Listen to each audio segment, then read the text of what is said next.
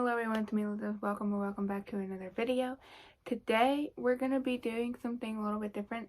I'm going to be preparing some books for my TBR. I have a bunch of different ideas for my TBR next year. Unwrap your books challenge thing, the thing where people wrap their books up and you have to unwrap.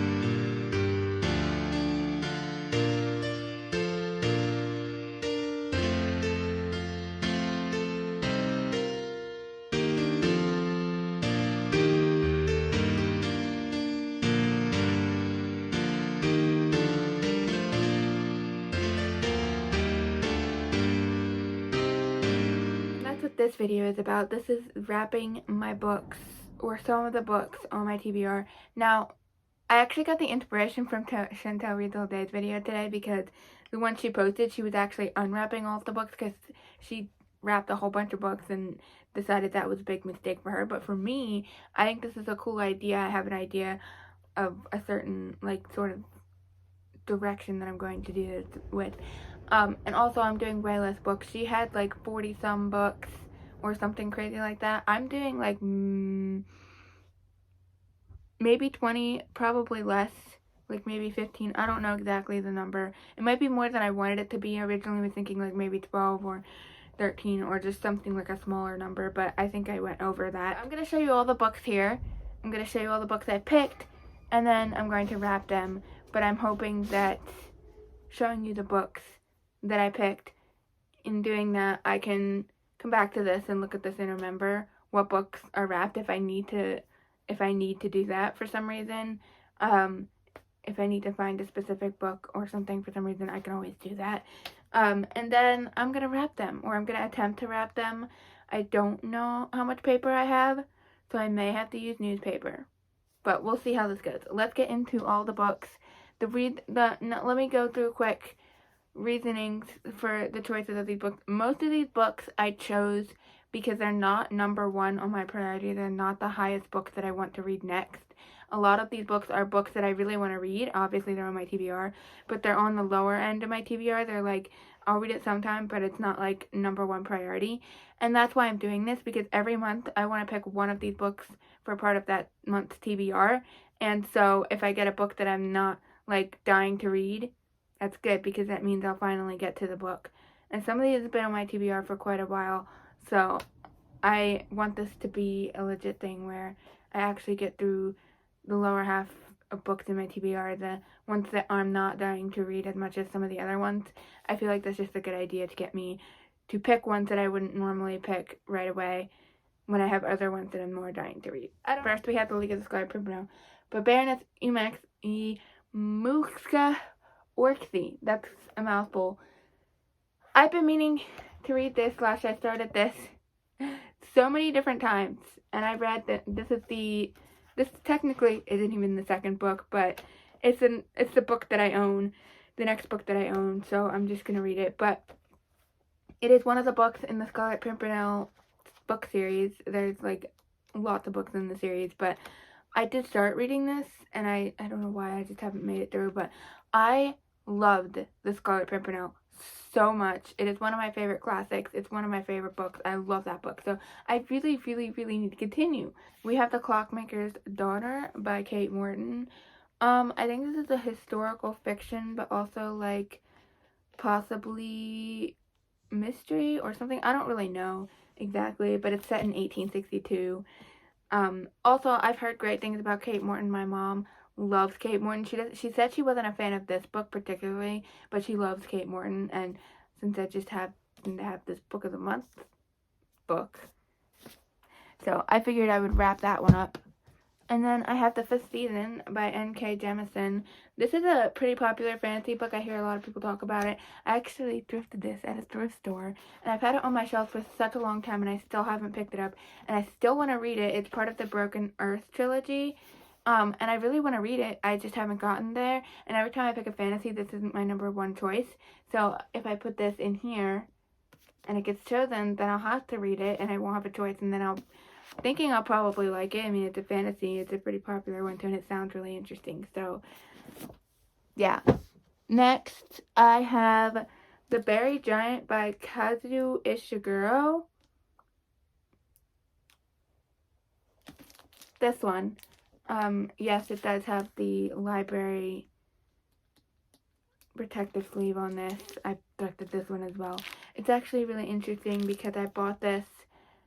I literally added this to my TBR because I saw it on the Storygraph. Thought it looked kind of interesting. I added it to my TBR. The next day, I went to a thrift store and I found this there at the thrift store. And then later, like a couple weeks ago, I was gonna get rid of it, and then I decided, you know what? I know I'm gonna give it a shot. I'm gonna keep it. Because, like, what are the odds that I put it on my TBR and found it the next day at the thrift store? Like, I decided maybe I wasn't that interested, and I decided, no, I'm going to keep it. I am interested. So, in other words, this isn't number one on my priority list. This is very reflective. I'm sorry. But, yeah. And this name, I just realized that this name actually sounds kind of familiar. If you know another book that this person has written that's, like, really popular that I should know this name from, comment down below, because it sounds kind of familiar, like he wrote something else. I don't know. And then we have The Adventures of Amina El-Sarafi by Shannon Chakraborty. This is another Book of the Month book, and again, it's just not top priority of books that I want to read. It sounds really interesting. It's like a pirate story. It's about this girl, and she's a pirate or something about that. So this needs to be chosen. And some of these books, not all of these books, but some of these books, if they do get chosen for the month and I don't read them, then maybe it's just time to say goodbye to them.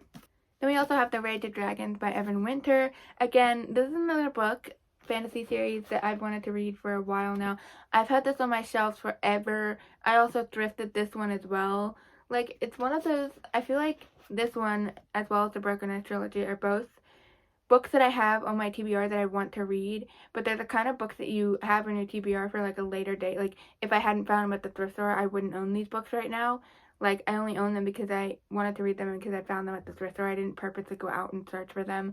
There's a lot of other books that I want to read a lot more than these, so these would be on the lower end of, like, if I didn't own these, I would want to read them, but eventually in the future, after I read all the other books that I'm dying to read more than these.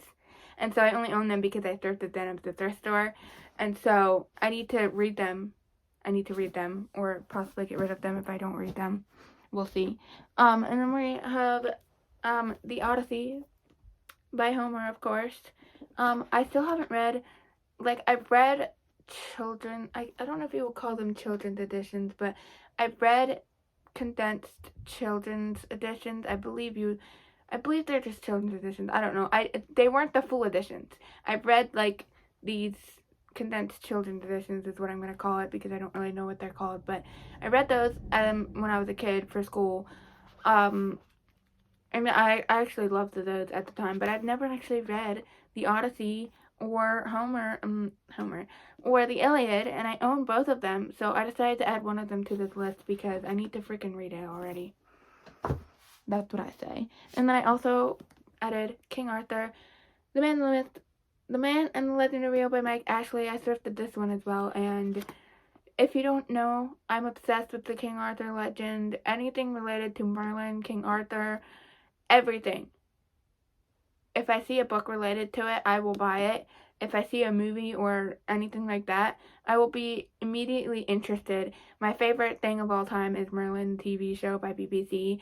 So, like, I actually started reading this when I bought it at the thrift store because I was reading it in the car. The, like, 2 pages or whatever that I read was actually really interesting, but I still haven't picked it up since that time, so now's my chance to get myself to read it. And then I also have Blue Like Jazz, Non-Religious Thoughts on Christian Spirituality by Donald Miller. This one, I found at the thrift store. Again, a lot of books that I own I thrifted.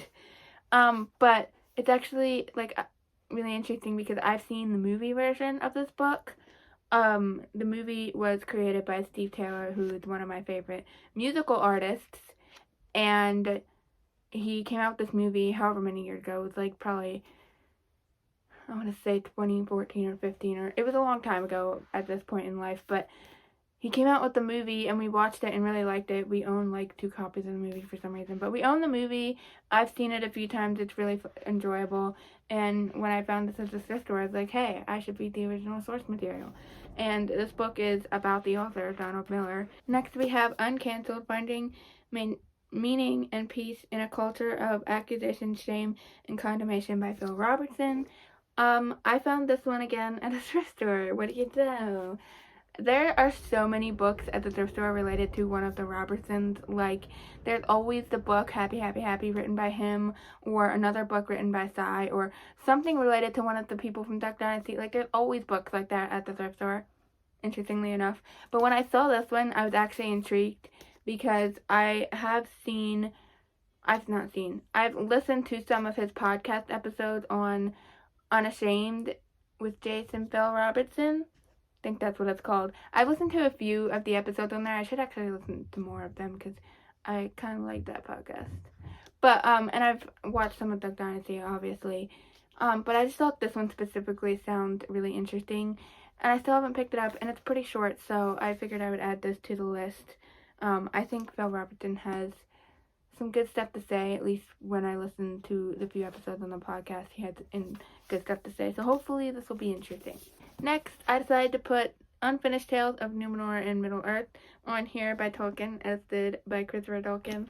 I just figured I have a couple of books that are written by Tolkien that I haven't read yet that are related to the Middle-earth stuff, and I figured it's high time I need to get myself on the train of reading these books. So I'm going to add this to here, hoping that it gets chosen at some point and that I will actually be able to read it, because I feel like these just sit on my shelves. Like, I want to read these someday, but when is that someday? It's got to be soon, bruh. Some more thrifted books. We have Ken Follett, The Pillars of the Earth. I found this thrifted and I looked it up. This is actually, I think, a known book, which is really weird. I think one of the people I follow on BookTube was actually, either they bought this or they were talking about it or something, and I was like, hey, I have that book. I didn't know that was a thing, like, that anyone knew about it. But I saw this cover and just thought it looked absolutely gorgeous, like cathedral-like. And then I was reading about it and looking it up and stuff, and it looked really interesting. It has something to do with cathedral.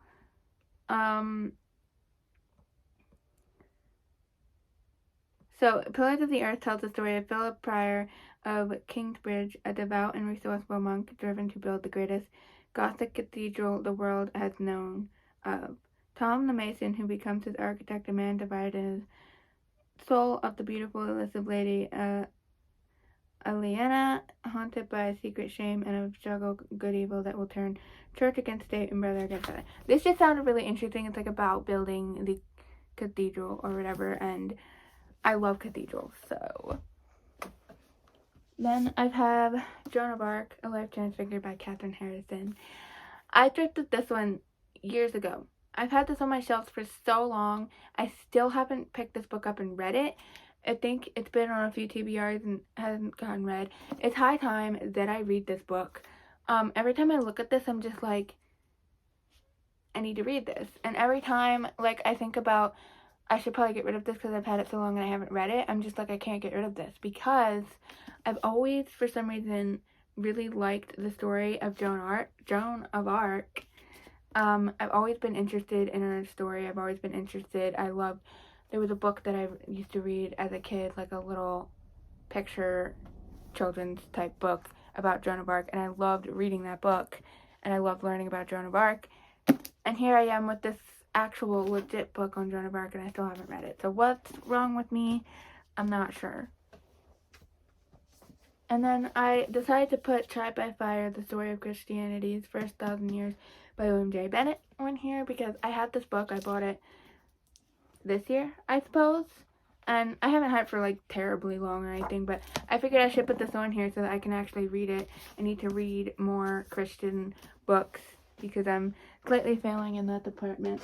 And then I also decided to put C.S. Lewis, Through the Shadowlands, The Story of His Life with Joy Davidman by Brian Sibley. So this is about C.S. Lewis and his wife Joy Davidman, and it's the true story behind the movie Shadowland, which I didn't know existed, but I guess it's a movie about C.S. Lewis or something, I don't know.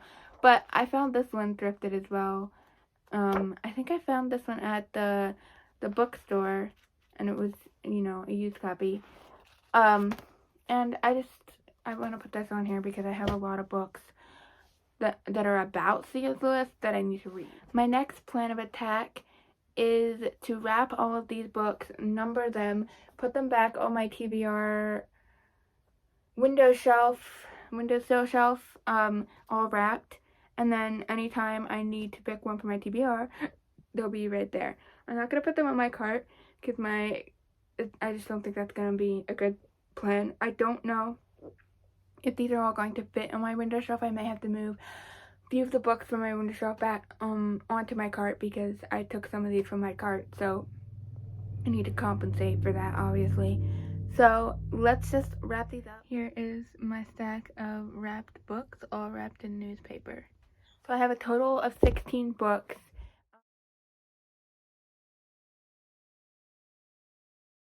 That is it for the video. If you enjoyed, feel free to like, subscribe, comment down below, all of that. And if you're into history, historical fashion, check out my other channel link below. I will see you in the next video. Bye.